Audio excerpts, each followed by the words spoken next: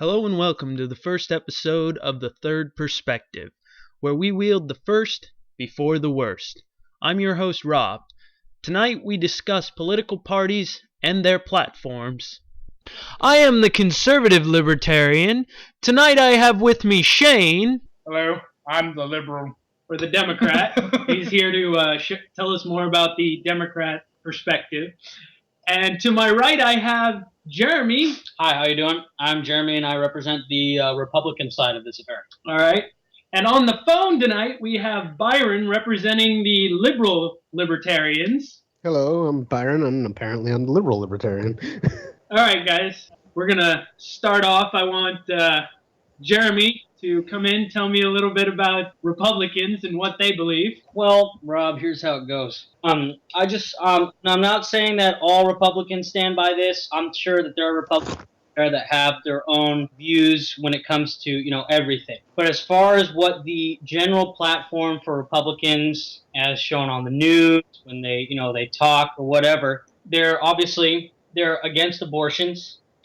Because the general majority of Republicans, they are based around some religious morals, more likely Christian than others. They are, like I said, they're against abortions. They are definitely for what they say. They're for states' rights, obviously also pro-capitalism. They definitely believe that every person, has the right to free speech, even though they'll say that, but then on the news they'll, show something else.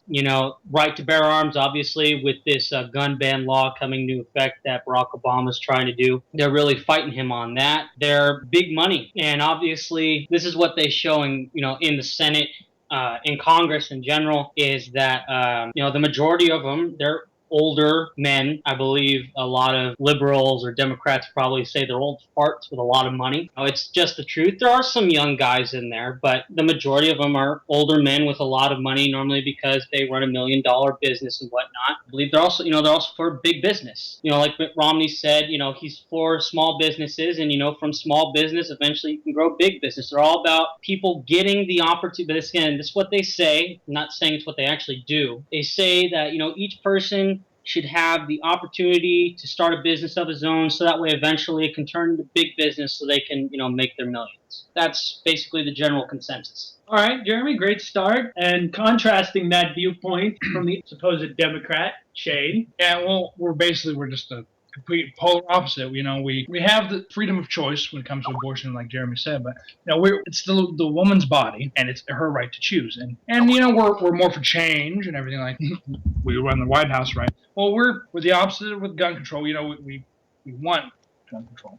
Yeah, we're for more taxes and regulation, and for small business, we like more local businesses everyone likes, the little corner store and everything like that, more than the big business where it comes to global conglomerates and stuff like that. And we hint a little bit of socialism. So we'll close that out for Shane. Now to Byron to give a more or less liberal side of the libertarian.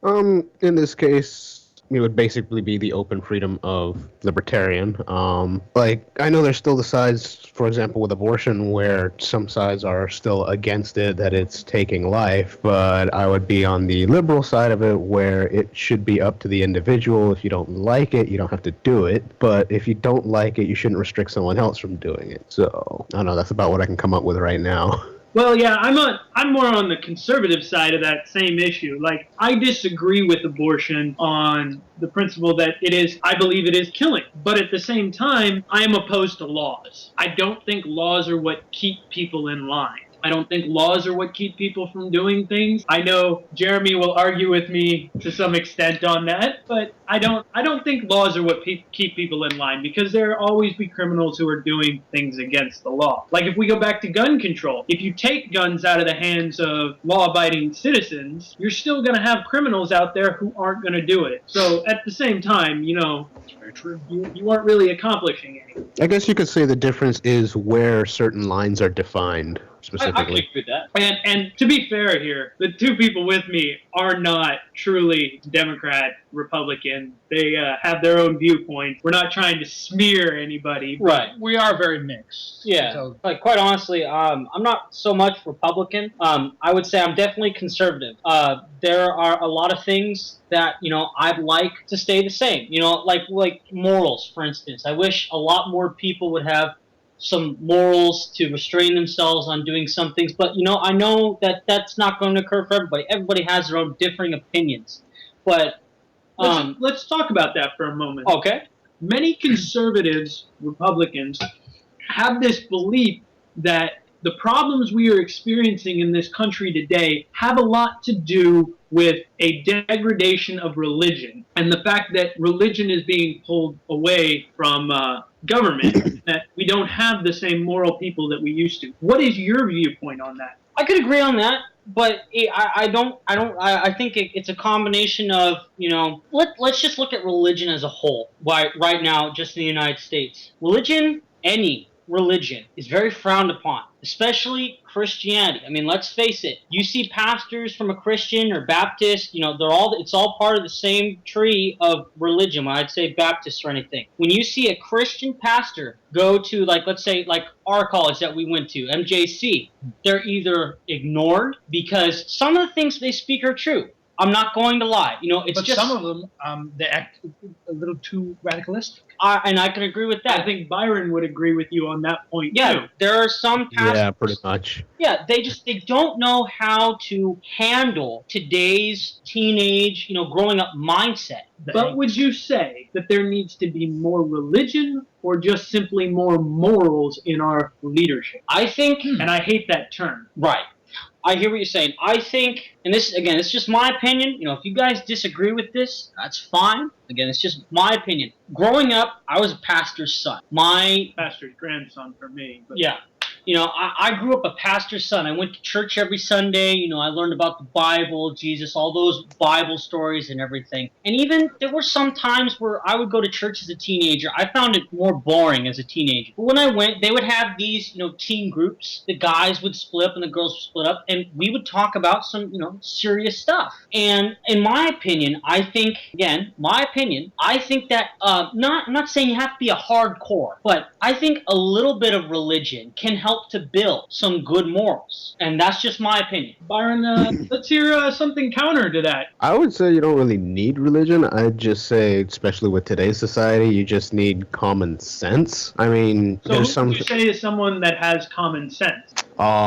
Any of you guys? I don't see you guys raping and pillaging anyone. That is a good point. Too true. Well, no, let me keep going, because, basically, okay, I guess abortion is something else completely, but if you look at what we have today, where you have, shootings, that kind of thing, a lot of it is people, I wouldn't necessarily say morals, but they don't have self-control, they don't seem to have common sense. A lot of them seem to have this emotional reaction and don't seem to be able to limit themselves or think what they're doing before they actually do something, and I think that a lot of the problem is impulse control. They act on impulse. They don't really think something through before they do it. They don't think about the consequences of what they're doing. So, from a libertarian perspective, what would you think would be the proper channel or outlet to figure out how to deal with these things? I would say probably a combination of education and counseling. I mean, you have to learn to understand the people, where they're coming from in terms of their train of thought, and then how to, I would say, I don't want to say understand and adjust it necessarily, because I'm not really one for social engineering, and I guess there's a bit of a blurry line there. But I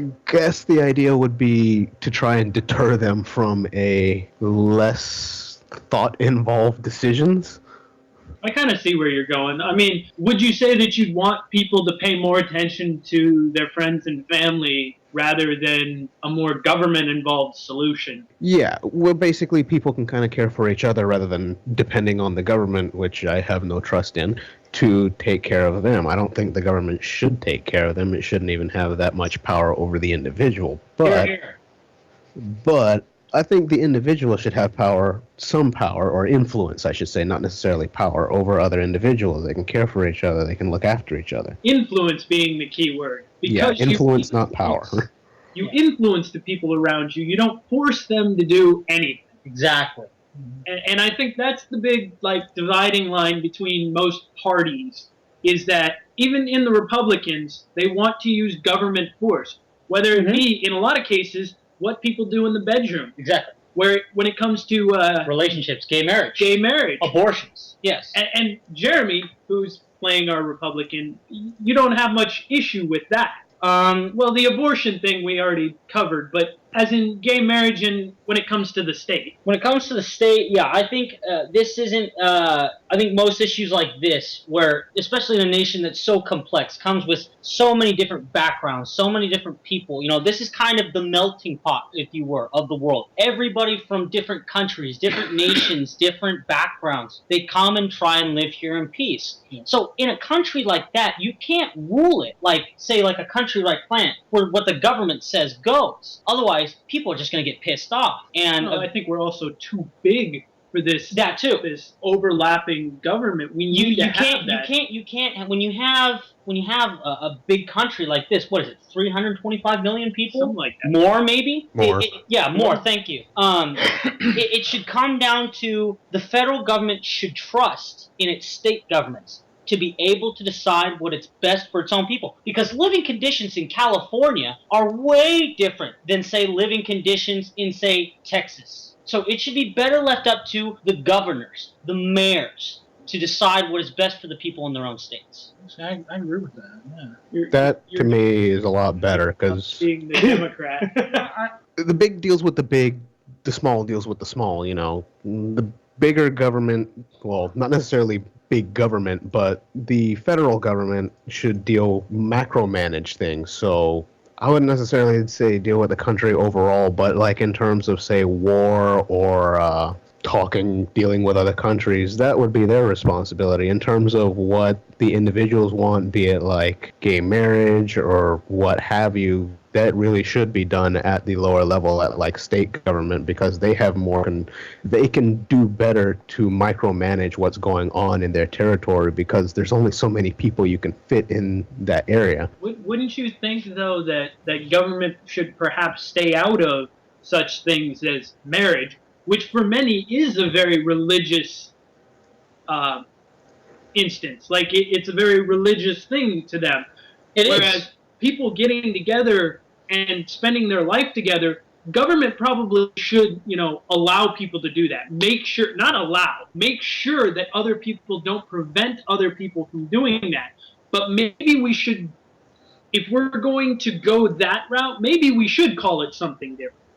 Maybe we should take government out of marriage. Well, I would agree with that, but the other thing is it actually defined legally as marriage or civil union? Legally on the books, especially in many states and I'm pretty sure at the federal level, there's the Defense of Marriage Act in Washington, which is, for all intents and purposes, a federal law that says marriage is between a man and a woman. And quite honestly, even though it says, the whole separation of church and state, marriage as defined in the Bible is defined by a man and a woman. In my opinion, I think what these gays are, I'm sorry, that really sounds bad, but what the homosexuals are trying to go after here is, what's the difference between a civil union and a marriage? Nothing. It's the same. You get the same benefits, you get the same rights. In my opinion, I just think they're trying to go after the title. So that way marriage can account for union between a man and a woman, and a man and a man, or a woman and a woman. So wouldn't that make it easier? And I don't want to walk over you, Shane, but wouldn't that make it easier if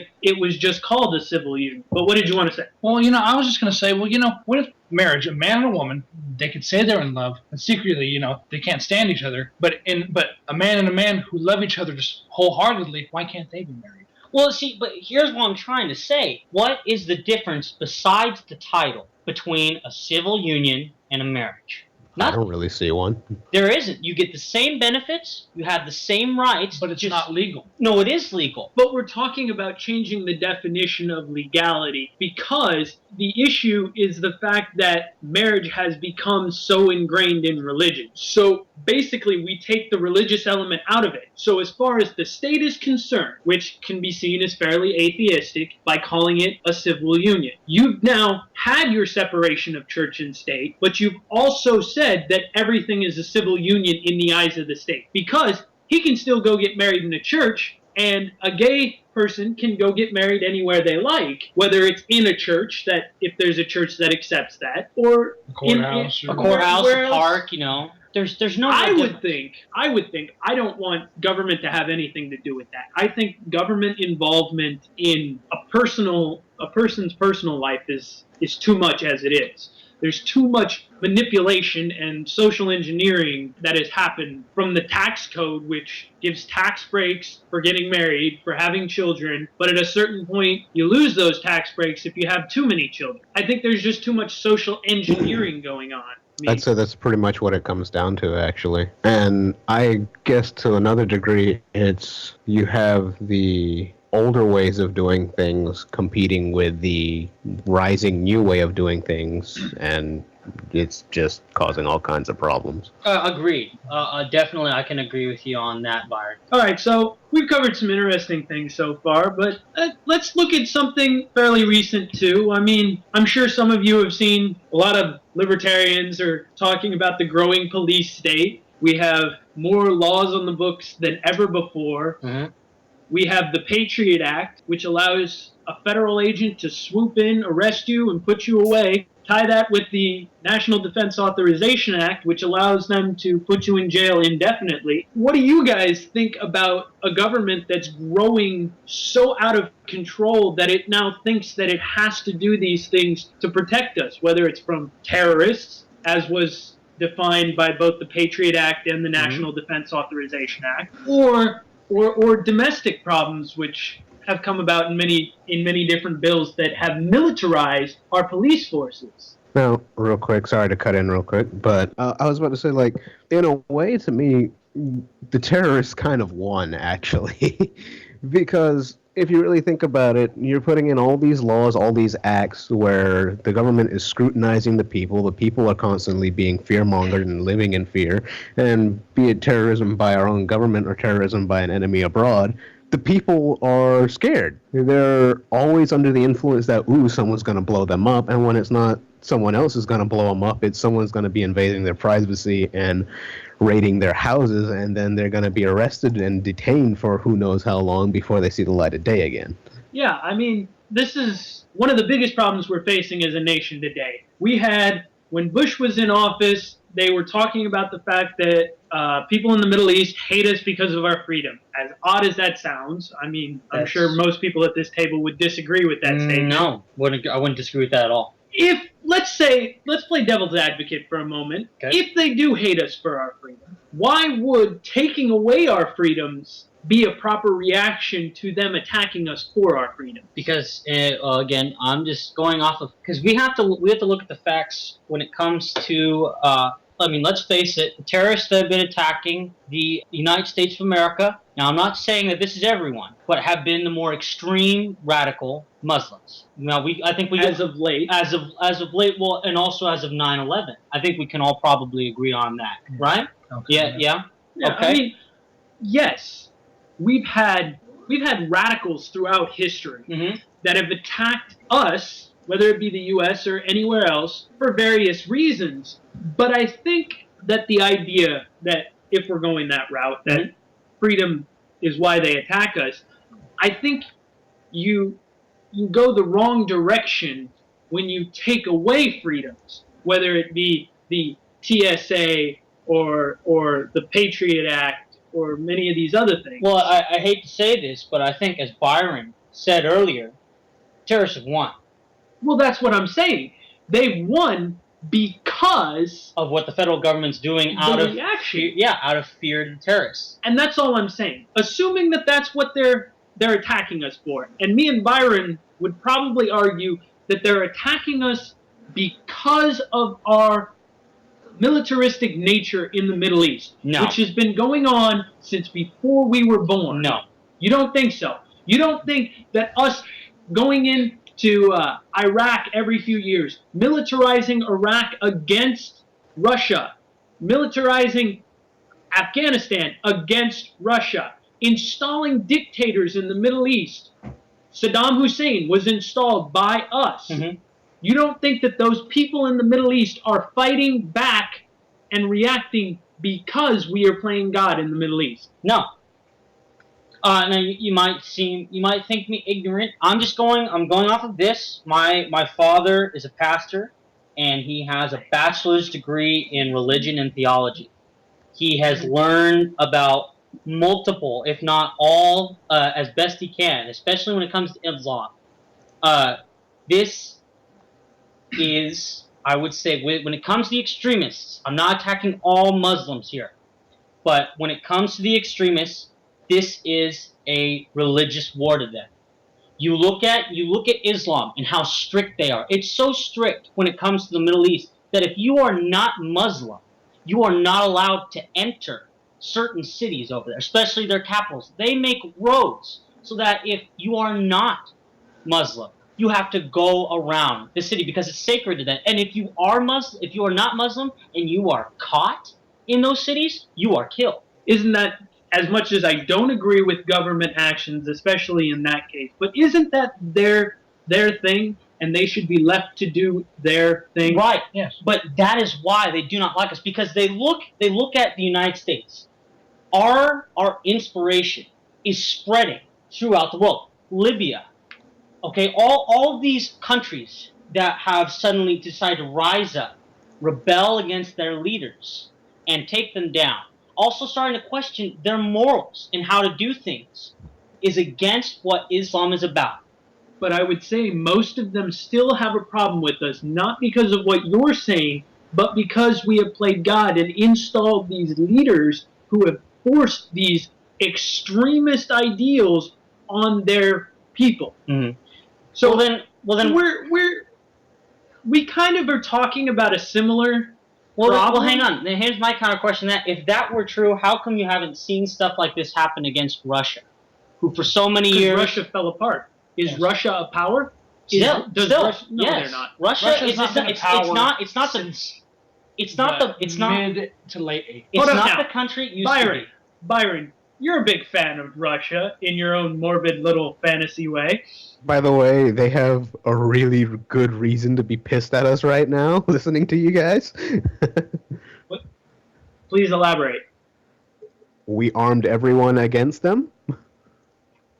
I would agree with you on that. Well- It kind of like what happened with World War II. We decided to take people who were Japanese Americans and German Americans and put them in camps. I could agree with you on that. They turned, instead of us being enemies against the player, they took us and turned us into enemies against the game. Instead of being against the extremists who were actually trying to attack America, the government took us and turned us against the entire religion of Islam. I can agree with you on that. Yeah, they did. They really did. The media really did a number to the people.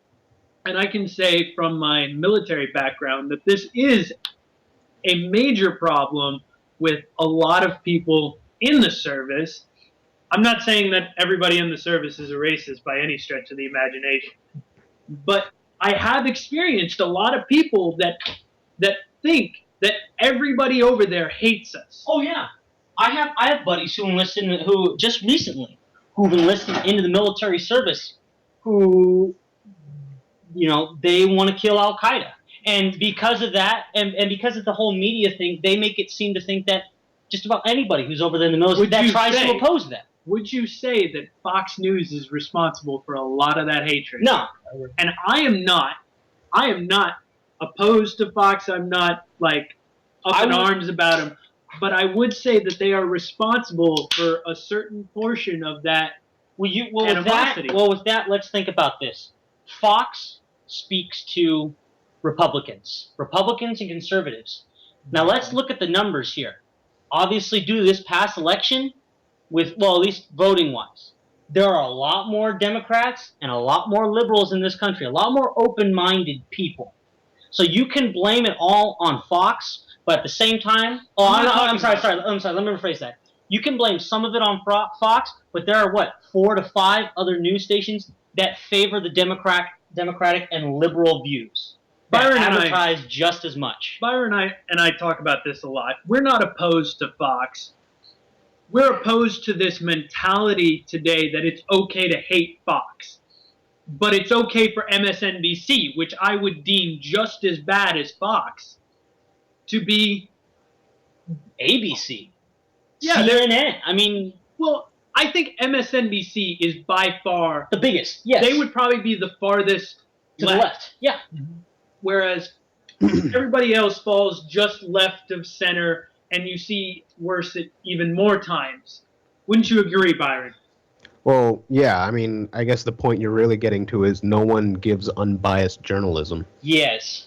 And I think once we realize this and stop attacking the person who's farther from our beliefs and just realize that we need to open ourselves up. And I like listening to Nick Gillespie of Reason Magazine as he talks about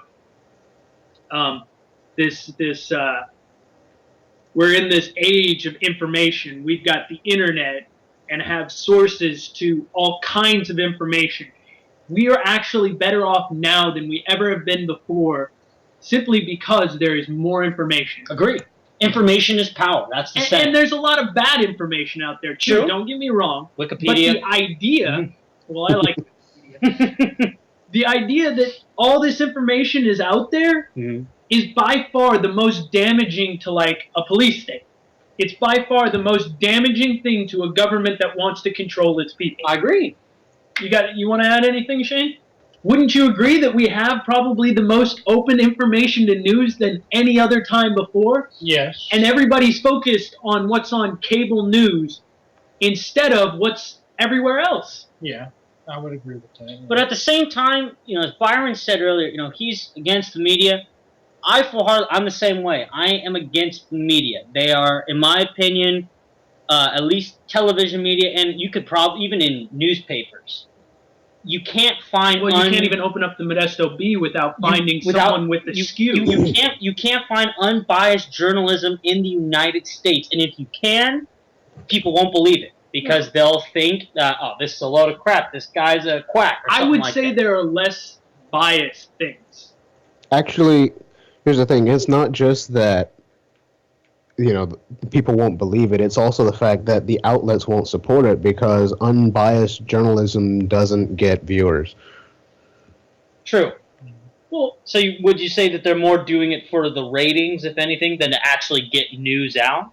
I would say so, because, if you just... Okay, here's the thing. You can go online or go to a library, but basically, if you just give straight information, neutral, there's not much to it. You let the person decide for themselves. But in this age, it seems like everyone wants someone to kind of give them an opinion, wants someone else to think for them. So if you skew something, you'll get more attention than if you just give them straight information.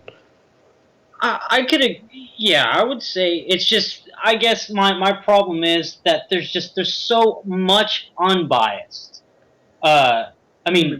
Biased information today. I would not mind an unbiased newspaper or an unbiased news show. It's also hard to find actual news. Exactly.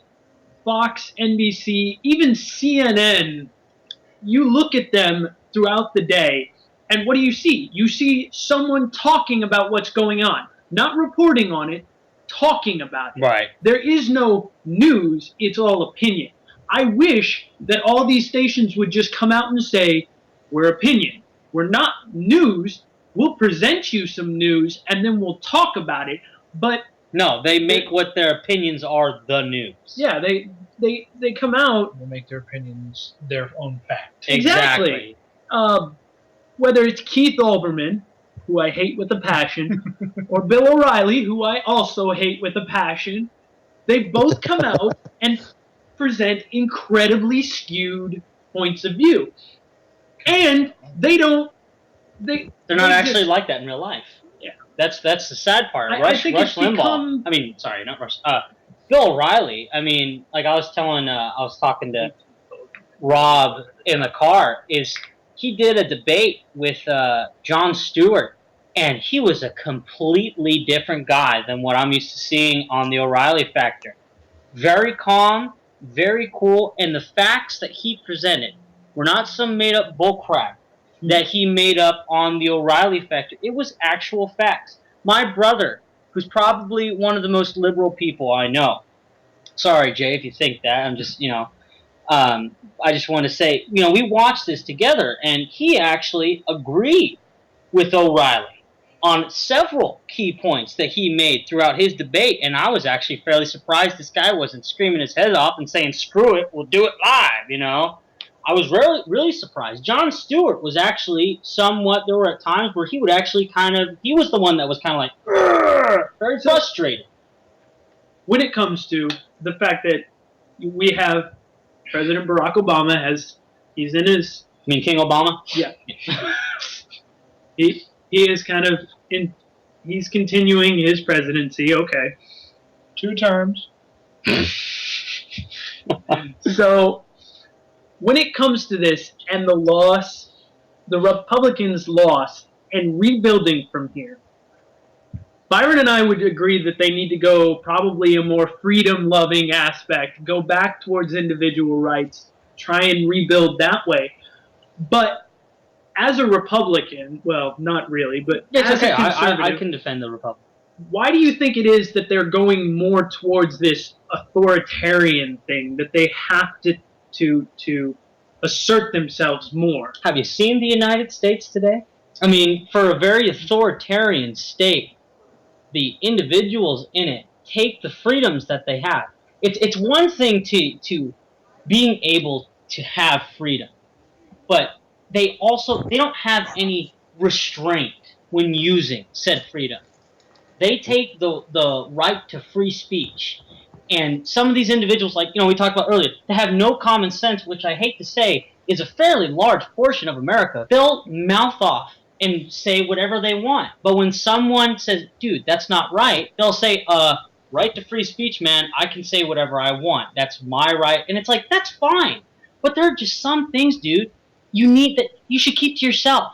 I mean, it's like, just because I don't like somebody or I don't like something doesn't mean I should come out and say, "That's stupid. Can you get the hell out of here?" No. Sometimes there are just some things you need to keep quiet about and suck it up and ride it through. It's understandable, like with Barack Obama and everything that he's been doing, that's a time to speak up, to where it's affecting more than just the people who are part of his party who are against some of the things he's for. When that comes around, then it's time to step up and say, okay, this has got to stop. All right, so here's an interesting thing, and I want to throw this back at Shane for a little bit. Have you noticed that when it comes to Democrats, there tends to be this tolerance to a point. They preach tolerance. You need to care about other people. Yes. You need to accept people. But when it hits a certain point, like me and Jeremy talking about being more conservative, we kind of get shut down. Yeah. Would you say that that's kind of prevalent in the Democratic Party today, especially amongst the top people? Yes, I would totally agree with that.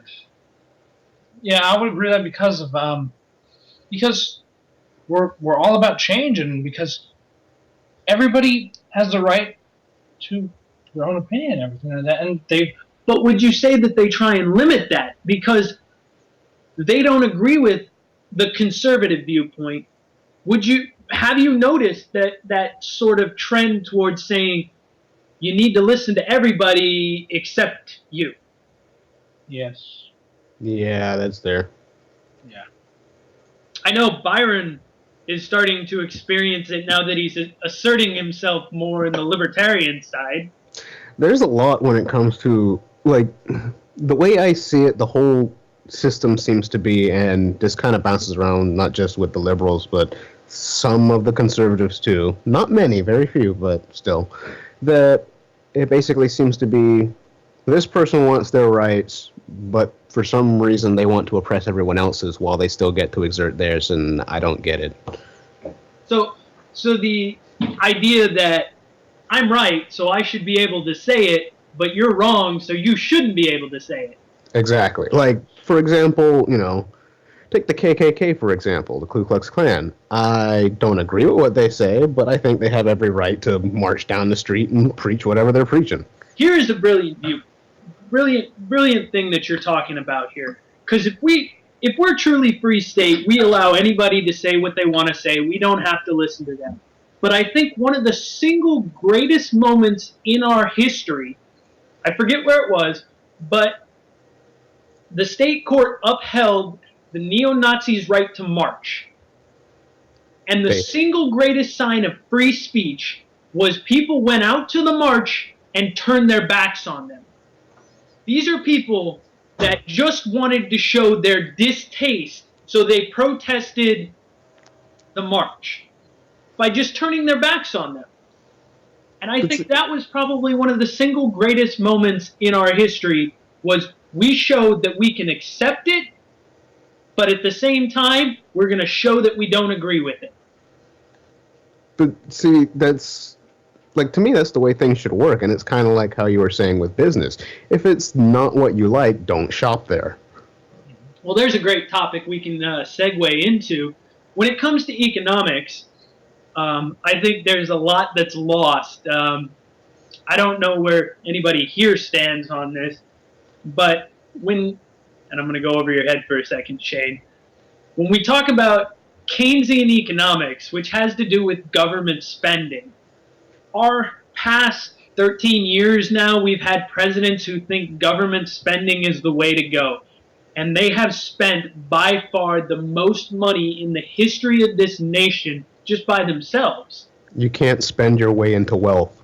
I think that's the biggest point right there, is you can't spend yourself into prosperity. You can't take money from everyone and say, well, we're all wealthy, because it doesn't work. And throughout history, it hasn't worked. If you look at any communistic nation, it hasn't worked. Because the idea of taking money from one group and giving it to another, that probably won't work. I think we've seen that it doesn't. I don't know where you stand on this, Shane, because a lot of Democrats would argue that point.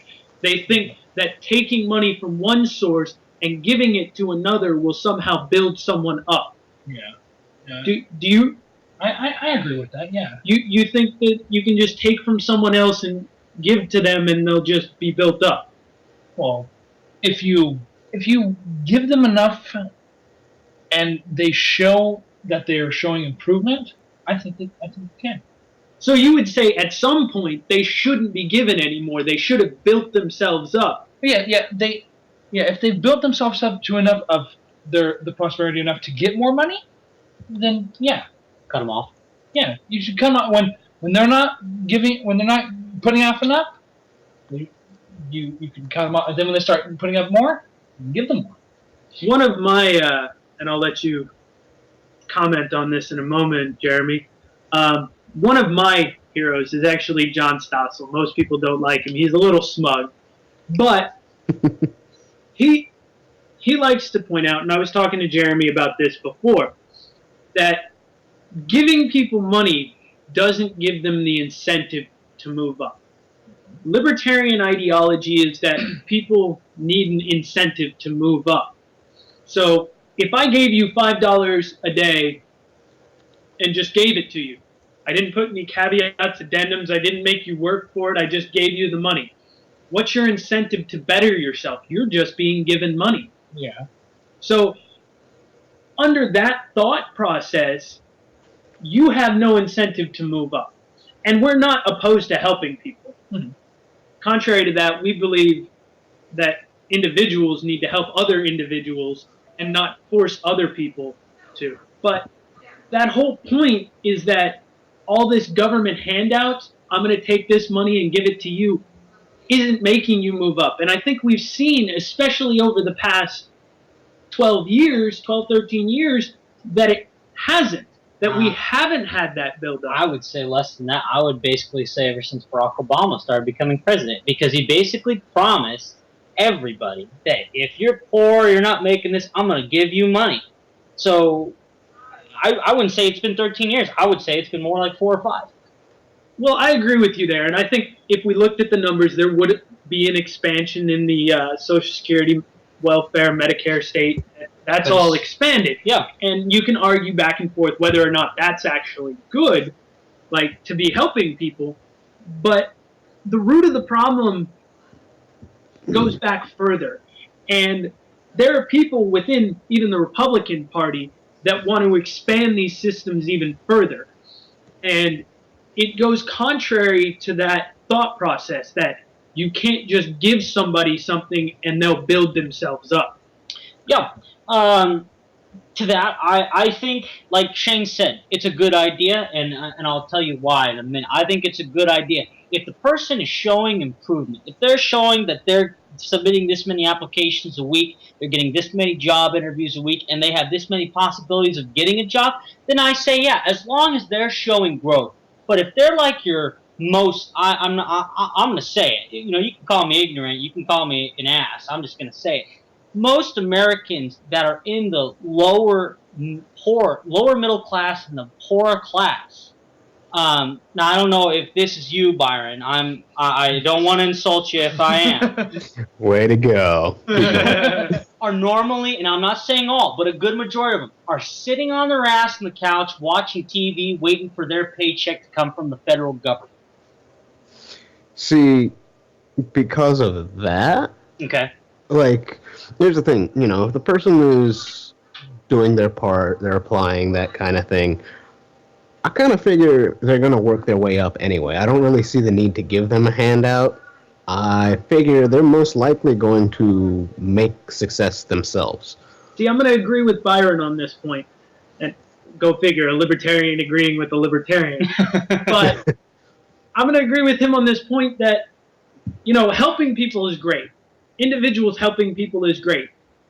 But I think if you don't sit there and coddle them and baby them and bring them in and say, we're going to protect you, we're going to make sure that everything is all right, and you make them go back out there and do it, even if you look at, I'm going to sound like an idiot here if I mess this up, but I think it's Finland, who had 5 years of unemployment. Norway? Maybe it was Norway, all right. Congratulations, you look like an idiot. I look like an idiot. 5 years of unemployment, all right? 5 years, and they decided this isn't cutting it. We're going to expand it to 7. What they found is, whether it was 5 years or 7 years, people took till the end of that 5 year or 7 year mark, and then they got jobs. Then they dropped it to 3 months, and suddenly, after 3 months, everybody was getting jobs. So I think we need to cut back. I think we need to do less on a government scale. I think everybody needs to work together. This wonderful communistic sounding thing, that people need to come together and not rely on some entity to take care of us. Yes, but what if say a person is disabled? Like my father has had back problems since I was born, and he hasn't been able to work for years.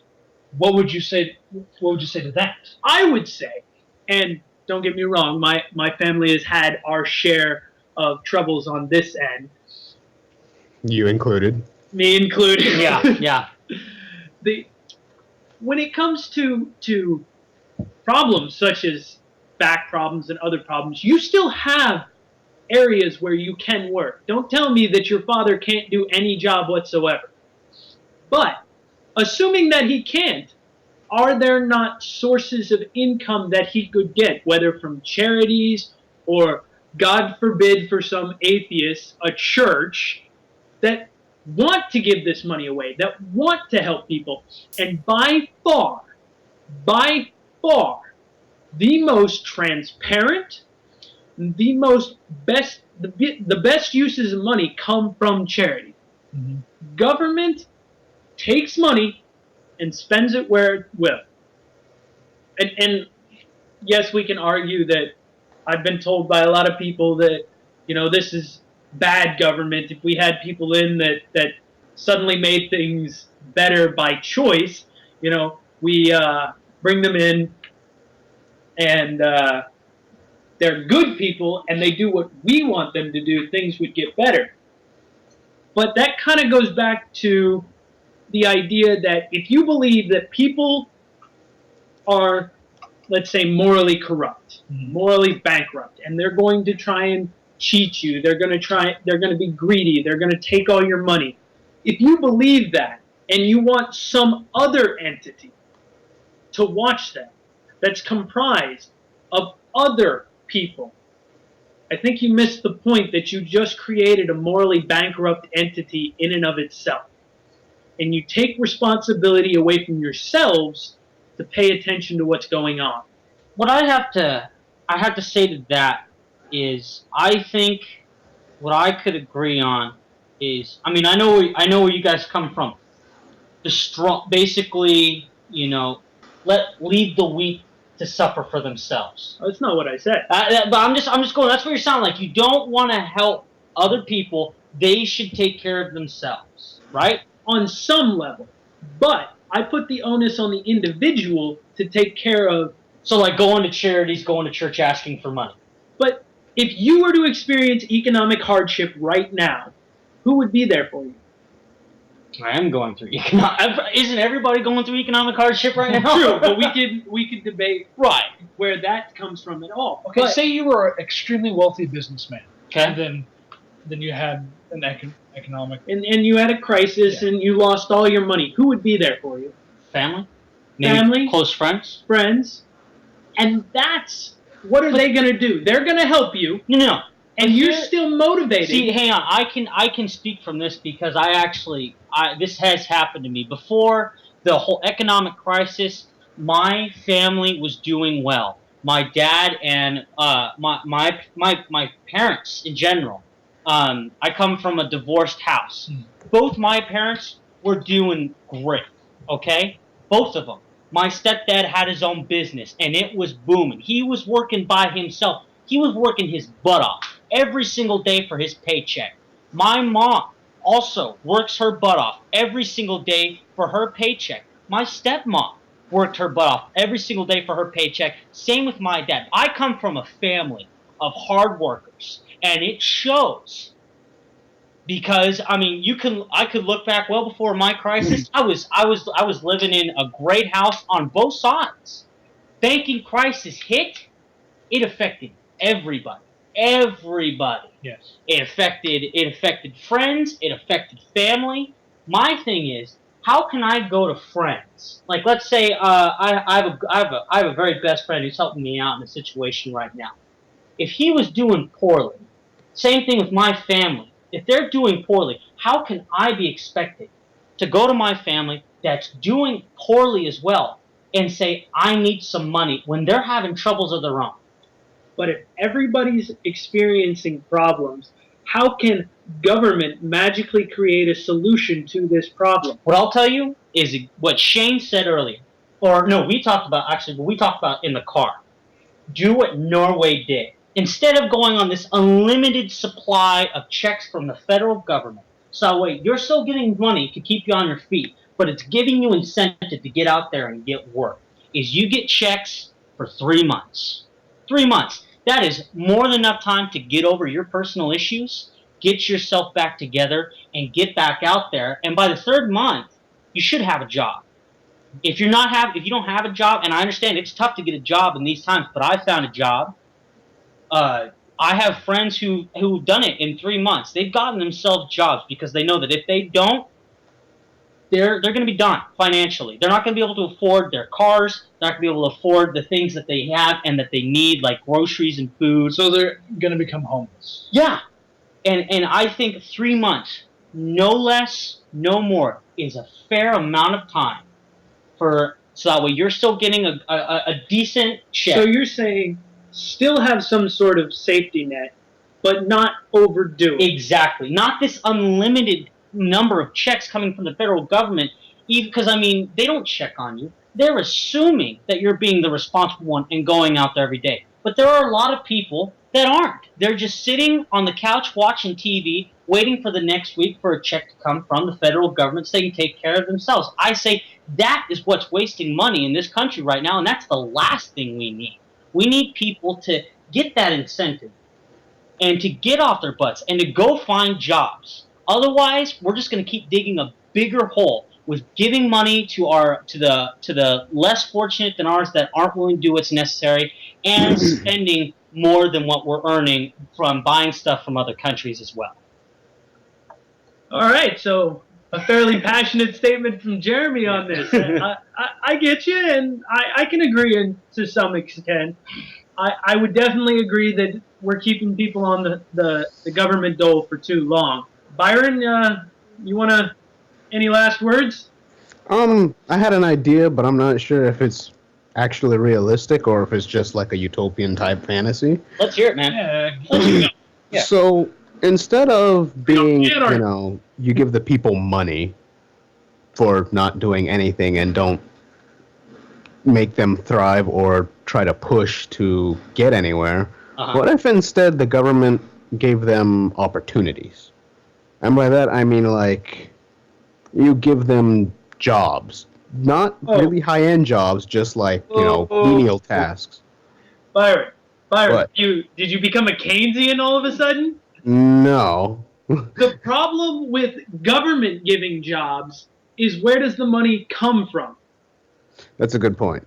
Yeah. If we were to take that aspect, look at Europe right now. Part of Europe's problem is that many of their the working class was on the government dime. They were federal employees. They worked for their government.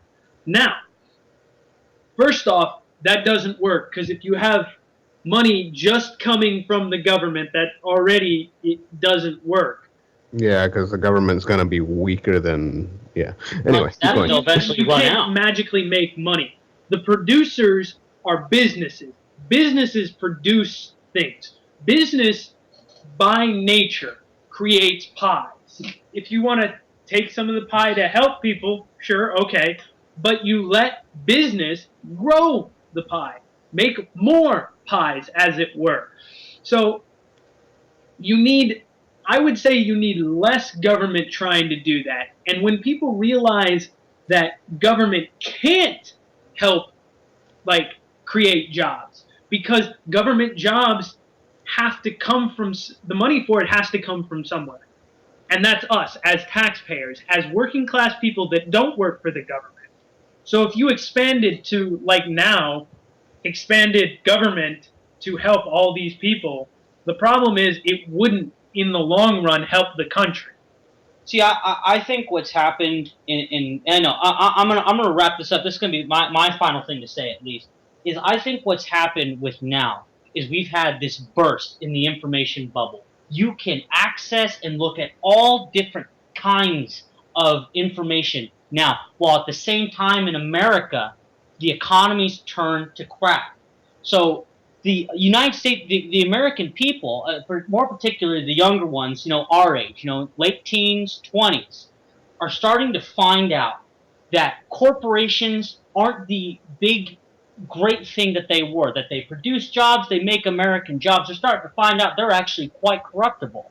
So what they're expecting is the federal government to put limitations on those corporations. But And what do those limitations end up doing? jobs, which is what is going to make this economy worse. What we need to do is let, for a little while, corporations do what they've been doing, and then, once we've fixed ourselves, then start working towards fixing the corruption that has happened in corporations. I would say the best way to solve the problem with corporations would to make it easier for new businesses to start. Stop putting so much limitations on new business, because in the free market, competition regulates the Itself, marketplace. yeah. Competition makes it so that we end up with more jobs, more higher paying jobs. And you can't start out at the top. No. You have to work your way up. Everybody starts at the bottom. So if we do that, and we allow small business, and like California is probably one of the worst states for this. We have an F rating when it comes to small businesses. If we would let small businesses start up and let them truly compete with the corporations instead of limiting new businesses, what you would see is a shift away from corporations to the new businesses that are doing what needs to be done to create new jobs, to grow the pie. create more pies. Hallelujah to that. Mm-hmm. So if we could do that, I think that would be better than unleashing, like, I'm opposed to regulation, but I'm not for just going, let's raise the floodgates and let corporations do whatever they want. And I know that's not what you're meaning. No. But if we make it easier for small businesses to start, I think that would... Because they're the backbone of the economy. Mm-hmm. In a way, trying to think how to word this exactly. Because basically, like, everything tends to function in cycles. Okay. Okay, I get what you're saying. So, by the sounds of it, is basically you're accelerating to a degree. It kind of accelerates the cycle because the small business can get up and running and actually compete with the big guy, and then the big guy may say fall because he's being corrupt, and then the smaller business can grow and grow and grow. But if they become corrupt, then they can fall for another small business, so on and so forth, and you kind of accelerate the cycle to stay in the sweet spot. All right, so I'm going to wrap it up here. Shane, you want to say anything to finish it out? I know your views differ from what most Democrats Yes, say. Yeah, especially what we heard about over this podcast. I'm just switching every which way, and small businesses should. So we'll finish up on that note. Small business is the way it needs to go. Let's get back to our roots. Let's get back to small business and competition in the marketplace. Yes. And if that happens, the economy will rise like a phoenix. Like a phoenix. All right. This is Rob with Shane, Jeremy, and Byron for The Third Perspective. We wield the first before the worst. Thank you and good night.